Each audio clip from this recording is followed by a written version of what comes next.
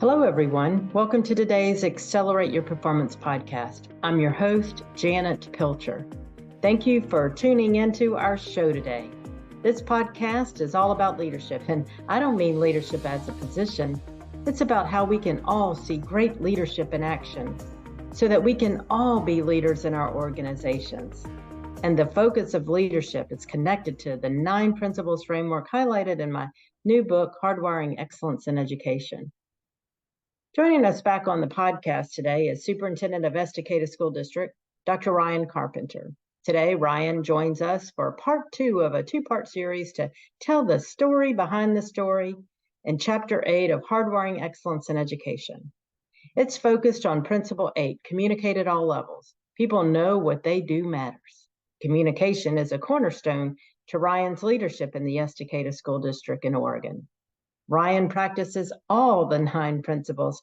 Therefore, our conversations show how Principle 8 threads through all other principles.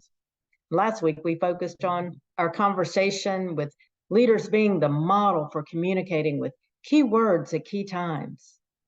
We'll talk more about that today. And specifically, Ryan showed how he uses many tools to reach varying audiences and does so with great purpose that is evidence-based. We also focused on how Ryan and his team gain input from surveys and rolling out the results to create action plans that guide leaders on how to monitor continuous improvements. Today, Ryan and I discuss how communication is a thread that runs through additional tools and tactics aligned to the 9 principles. We focus on how to use the scorecard to drive success and communicate effectively. And we'll connect back to a key communication tool, the Leader Huddle, that Ryan uses so well with his team. And as you know, Ryan has served as the superintendent of the Estacada School District since 2017. For more than 4 years, the Estacada School District has been in pursuit of sustaining high levels of improvement science methodology and has been a partner with Studer Education since 2019. Ryan has received recognition and awards for his leadership over the years. Estacada Schools also received the highest honors from its employees in 2020 and 2021. And Estacada was selected the Oregonians' top workplaces in the state of Oregon. So it's with great pleasure that I welcome back Ryan Carpenter today. So let's talk a little bit more about your ability to expand two-way communication. You use daily huddles with your executive team, and you do this so well. So can you talk a little bit about what that is and why you do that? Yeah, I love daily huddles. The Estacada School District faithfully does daily huddles. This is not just a strategy read in a book. And in our school district, it's hardwired and living, and it's really critical. So daily huddles is the tool, I believe, that keeps leaders closest to the systems in action and in the actual work of the frontline leaders. I think the daily huddle is truly the thing that is the hard wire to the things actually going on in the front lines to allow your leadership team in the back to be able to support the people engaged in the work. And so, okay, let's talk about daily huddles. So in Estacada, as an example, we have 2 daily huddles a week, and we do them virtually. So it's not a big meeting. You know, if this thing is more than 30 minutes long, then you're doing it wrong. I just want to say that for a quick huddle. Huddles are quick. You don't solve problems in the huddles. You just listen to what's going on throughout the organization. And so our huddles are for people who are interested or are taking notes possibly. We have huddles on Mondays and Wednesdays at 9:00 a.m. on the Google chat. On Mondays, I like to have them because I like to see what the week looks like for our organization and our school district. And then on Wednesday, I like to circle back to see what we were going to do on Monday, if in fact we're on track to accomplishing that. This is not accountability, though. This is listening. And that's really important. I'm not taking notes. I'm not writing anything down that requires actions. I'm just listening to the leaders and listening to their needs. And I'm listening for themes, specific themes that we can deploy our resources to help serve our people. And so in these huddles, we focus on two things. I typically take about 3 to 5 minutes just to give superintendent announcements. Here's some big things that are coming up in our school district. We've got a home football game on Friday. We've got, grandparents coming in for a community breakfast on Tuesday. And it's just important. We see that we need 3 more paraeducators. As the superintendent, I have authorized that, and here's why, and here's what we're doing with that. And so everybody can understand the why of key decisions that are coming. And then the second part of those quick, short huddles is each person on the screen, because remember, it's virtual, so we're all in boxes, gets the opportunity to, one, celebrate a win. And that win has to be somebody else who is on the screen, because we want to intentionally thank the service that we're providing for each other as a leadership team. The second thing is we ask them, after they celebrate the wins, we ask the next thing that they share are key decisions in the next 24 hours that they're faced with. And so here is something that's coming up today or tomorrow that I'm going to have to make a decision on, and here's what I'm thinking. And then number 3 is what barriers could prevent you from success in the next 24 hours. And then number 4, who do you need to speak to on the screen today about that specific hot topic? I want to create a space that says, hey, Janet, I have that meeting with a parent at 10 o'clock this morning. Can I call you as soon as this meeting's over so we can do our dialogue? Like, it's just that opportunity to get to the front of the line and to make sure that we're there to support each other. The thing that I want to point out, though, for our listeners is, first of all, who's on the screen. This is the superintendent, the superintendent's cabinet. I include building principals, and that depends on how big your school district is, but I think it's critical to have principals on that screen. And this year, we've actually included our vice principals. They don't speak when we go around the horn, but they still get to be there, and they get to listen to what's happening around the district. Because at the end of the day, it's going to be a teacher or a parent who's going to approach that vice principal and say, hey, what about this? And they'll at least be onboarded with the hot topics of what's going on inside that school district. And so this huddle is no more than 30 minutes.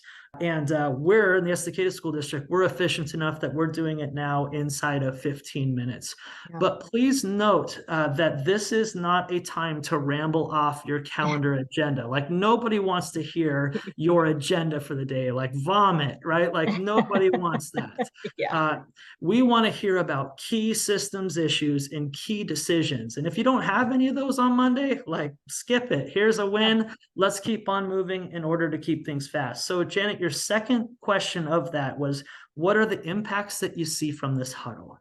And what I see from doing a huddle now faithfully for the last 3 or 4 years is I see that it builds great team culture and chemistry. We're coming together twice a week, and we're really quickly thrashing out some very complex system issues. I see that it keeps everyone informed on the hot topics and decisions and the why. And that's so critical. It's important that our high school knows what our elementary schools are doing. It's important that HR knows what's happening in the transportation department. Very critical. It also allows more effectively and efficiently deploying the supports to leaders who need help and development. So when I say I'm listening for themes, I'm listening for where I can deploy our cabinet level leaders to support the leaders who may be stuck or this may be their first experience, because we're hiring new people all the time and they get younger and less experienced, I feel. And we're trying to work through everyone's first time going through some type of a situation, and we want to be there to support them in that. The fourth thing is it helps improve on service, our service excellence score. I said we survey that twice a year. We want to be committed to great service. And then lastly, Janet, for me personally, the impact of huddles to me is that I can make sure that we are aligned with the strategic vision and the strategic plan that we promised our community we said we would do. Yeah, I think that's such a great example. The huddle, as I'm listening to you, as part of the principle, it's communicate at all levels. I mean, this is a true tactic. The huddle is, Ryan, that really helps us communicate at all levels, because people are hearing the same information. right? Yes. And so when they're out communicating to others, they're hearing the same information, and that communication cascaded becomes easier because it's just natural because we've heard it all at the same time in a very short period, and on things that could bubble up that could be problems, so we're gonna self-correct before they ever get to be a problem. That's exactly right. And that's the purpose. It's intentional, and communication is so critical inside of that. Absolutely. So, the other tool and tactic I want to talk about, because even though it's a measurable tool, a tool that tracks our measures, to me, the scorecard tool is also a great communication tool. It's a key driver to what we're trying to accomplish, and we're always talking from it, and we're always talking to it in terms of trying to achieve the goal. So, you use your scorecard to track rounding information as well as progress measures on the scorecard. So what do you think that scorecard process brings to you, your leaders, and the district? Sure. Well, the scorecard is hardwired inside of our systems and each leader. And the scorecard really for us is it's our compass, and it tells us that if we're doing what we said we would do to our community, the scorecard is the tool that guarantees that we remain focused and aligned on the work and outcomes that we promised our community through our strategic plan. And you say strategic plan, yes, that thing that's sitting in the dust on the bookshelf there in our school district. And again, if you're an improvement leader and working with Studer, that scorecard, or that's a scorecard and strategic plan, like it is the foundation of what you're doing and why you're doing it. The scorecard also in our organization holds us accountable to doing what we said we would do, and not necessarily in a punitive way, but going back to the surveys that we talked about, each leader in our school district builds plans to improve the lowest scoring things on that survey. And so this scorecard is really that last moment, when you finish your round of golf and you finish, filling out the scorecard as you return back to the clubhouse. That's what that is for our school district too. And that is the final, when the work is done, the 90-day improvement cycle is completed. This allows you to come back and say, how did my plan do in accordance with what I thought it would do and what I said I would do? And then we again celebrate what worked well, and we improve on what didn't. And that's the best way to support that improvement culture. It also helps you measure what matters most. So often we are just inundated with data these days. And, when we're all in our beginning of the year administrator meetings, like we get to only talk about paradigm and philosophy and strategy. And we all put our fists in the middle of the room together and we say, ready, break. And we're just going to be champions for, textbook philosophical practices. And then kids come on the first day. And then the employees return and everything goes out the window. And so the reason why the scorecards are also so handy is because it always brings us back to the things that we said mattered most in our school district. And it allows us to simplify the work. I've seen over the last 4 or 5 years of doing this work with you, Janet, I've seen leaders who started so busy. And then over the course of doing these, the next 3 or 4 years, they're still busy, but they're busy on the right things because they've been able to determine by using the scorecard that this is something that is important and it's going to make a difference versus this is something I can deal with later. It's not a priority. And the scorecard has been masterful in really changing our leaders' behaviors to be better leaders and less managers, if that makes sense. It does. It does. And I love, the word I wrote down is it's your compass, right? And Yes. all of what you just talked about, in terms of the use and the impact, really is that compass. You come back to it. You can't, when you venture off, it's something to come back to that keeps you grounded in terms of what you're trying to accomplish and how you know you're successful or not, and how you make those modifications along the way. Yes, and that scorecard is also a key communication piece.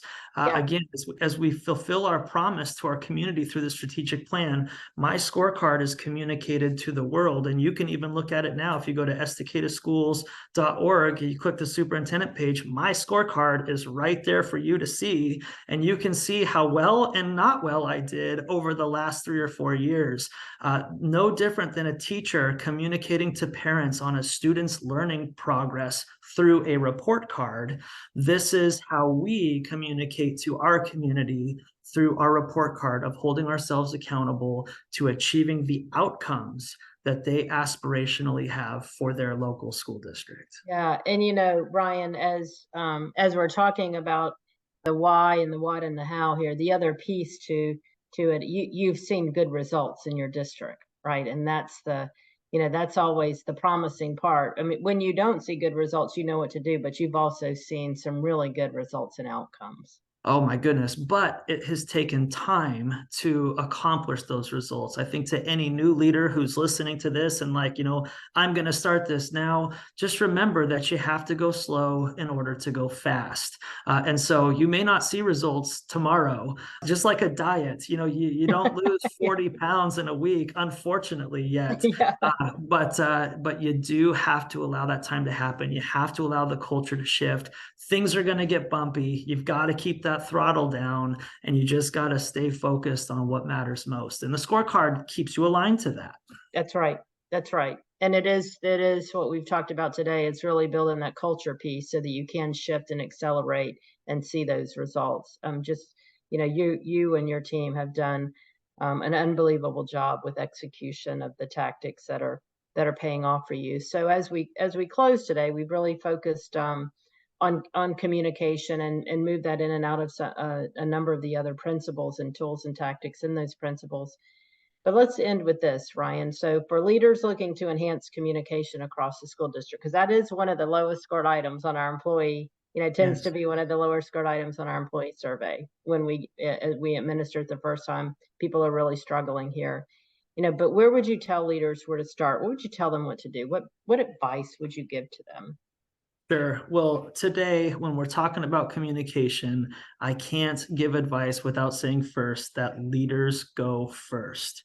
If you want your team to be great communicators, if you ask them to be vulnerable out there in the public real world, you have to go first. You can't just point your finger and say, go do this. It's not going to be sustainable. And so you really have to model that. You don't have to be a gregarious, outgoing person. Like I told you earlier, I hate icebreaker games. Like I just hate engaging that way. So you don't have to be special. You just have to try, and you have to tell your story. I also think you have to be prepared to be honest. And sometimes that requires admitting places where your organization or you as a leader have room for improvement. I can't tell you, as Janet goes around the country and as I get the awesome opportunity to travel with Studer and Janet around the country. Like I see so many people who do fluff piece communications where everything is always happy and everything is always rainbows, and you just get only one superficial communication from the school district or your organization that everything is perfect. I think the moment you start engaging your employees, your parents, and your community in an honest conversation, then that's when you get to start really rolling out a true relationship where there's co-ownership in solving the problems together. So then when you rise as a leader and when you rise as an organization, it's collectively owned by so many people who were a part of the process. I speak to you today only as just one leader inside the Estacada School District. There are so many people who have helped our school district become a model for improvement. Science has become a model for communication and so many other things. And it was because we started together and we failed and we failed and we failed and we failed. And I just want to say that over again, because the best thing as a leader that I would give you advice is you become vulnerable. Try a Facebook Live. I dare you. Like, talk about how scary that is. Just get there. That's awesome. But you have to just celebrate the things that didn't work. And here's why, in my final statement here, Janet, here's why I think celebrating failure is the best recipe for success. Because you get to make a quick pivot on something that you have data and is verified to not work. And just that information alone makes you a standout leader in the process, because there are so many organizations and so many school districts who don't look at that stuff until the end of the year, when it's too late to do anything about it. And so being able to acknowledge where failure is, understand that there's room for improvement, and then engage people through the surveys, through communication, through Huddles, and then ultimately through your scorecard, which also has high and low data inside of it. And just being honest about the things happening in your community or in your child's school or in the organization in which you lead. That would be my advice. Go first. That's so good, Ryan. And, it connects back to, we're talking about mainly Principle 8 today, communicate at all levels. But, we're kind of ending with a wrapper around the whole conversation about your leadership, which is such a model of Principle 6, be accountable. And, I start in the first two paragraphs. In the second paragraph, I talk about one of my favorite probably paragraphs of the book, Ryan. And it's really, what are we really trying to do in order to achieve results? We're trying to get people deeply connected to the work, right? Yes.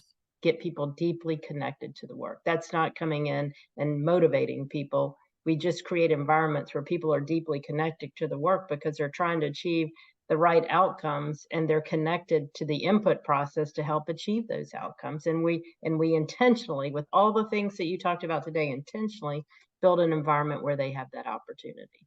Yep. And in that other piece that you're talking about, that's in that chapter, is in order to do that, we have to face the brutal facts. As Jim Collins would say, we face those brutal facts in front of us. And when we do, we really engage people in a way that helps us take those steps to achieve excellence.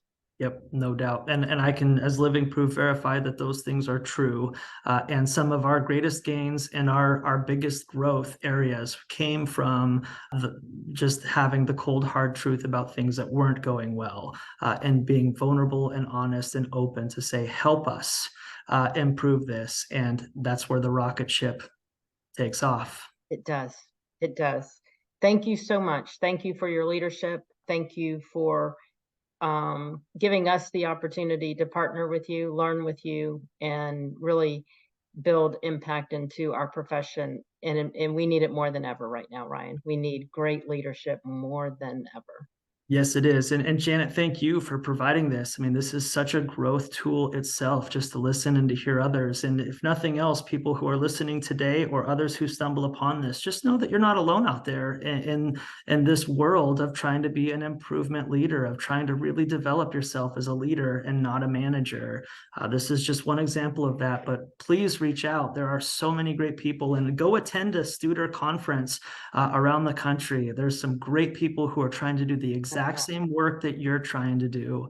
And we get to come together for those few opportunities to be able to share what's working well. And also, as you've seen me on stage, possibly sharing what failed and how we get better from that.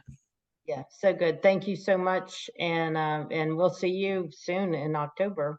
So look forward to seeing you, Ryan. So thank you for being with us. Thank you so much. I'm so grateful to Ryan, so grateful to the Estacada School District and the work that they do each and every day to hardwire excellence in their organization to achieve the most important outcomes for students and families.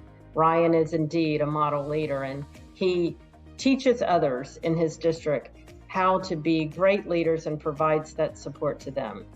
We have just a great opportunity to build that partnership and to work alongside our colleagues in Estacada School District. And to learn more about Ryan's journey and others that we work with, as well as just what you're doing out there, please join our virtual book club. It's about leadership, and it's been underway for several months. I'd like to invite you to join us. We meet twice monthly to dive chapter by chapter into my new book, Hardwiring Excellence in Education, the 9 Principles Framework. If you want to grow as a leader and lead at the next level, this club is for you. So please register at studereducation.com/hardwiringexcellence. Also, our biggest leadership conference of the year, What's Right in Education, is coming up in October. I love this time of year. We get to hear stories behind the stories of many of the partner districts that we work with. We'd love to have you network with us and hear the stories and tell some of your own. Join us to learn alongside our colleagues, focusing on hardwiring excellence in education. We'll highlight leading practices and explore the remarkable achievements and the innovations of the ACE educators across the country. It will be a great learning opportunity, great networking opportunity, and we'll have a lot of fun. So please head over to studereducation.com/events to register for the conference. As always, I thank you for tuning into this episode of Accelerate Performance. If today's topic is meaningful to you, please feel free to share this episode with a colleague or friend. And as always, I look forward to connecting with you next time as we continue to focus on the 9 Principles Framework so that we can be our best at work. Have a great week.